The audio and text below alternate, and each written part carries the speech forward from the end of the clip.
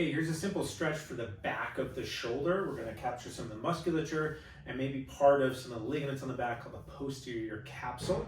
There's just a couple setup tweaks. So we're going to be bringing the arm across the body, but a lot of times people just kind of yank and their body's like tight up against their torso, even towards their chin or their neck here. And so a few things can really upgrade this stretch. So first, as I come here, before I come across the body, I want to get my shoulder blade down and back. So I'm using my musculature to stabilize the shoulder there.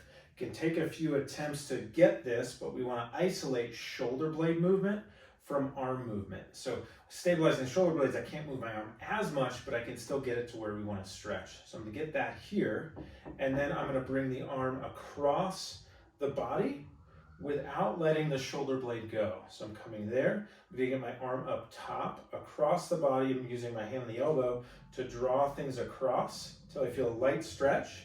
And then I'm gonna use this position of the arm to gently get a little rotation downwards of kind of the arm and shoulder without losing just all of that. So I'm coming across the body and down until I feel a light stretch somewhere in this area.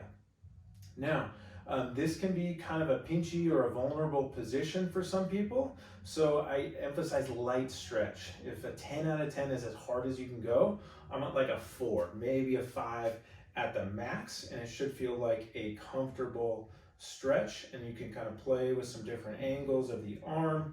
You can get a little more motion across the body, but notice there's still space between my chin and my shoulder, and if I go here, there's still a little space in here. I'm not just boom compressed across the body.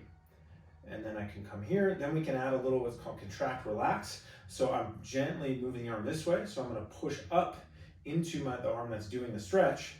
So I'm going to push upward. You're not going to see much on the video, but I'm pushing upward. So my watch is going into my top forearm, hold for about 5 seconds, and then I relax that, and we can move into a little bit of a deeper stretch.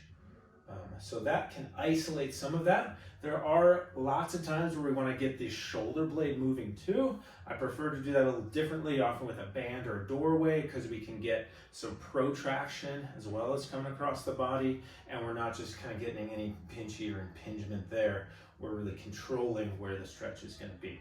So give that a shot. I usually go 45 to 60 seconds a couple times throughout the day, and you may find that one side feels tighter than the other. So do the side that needs it the most.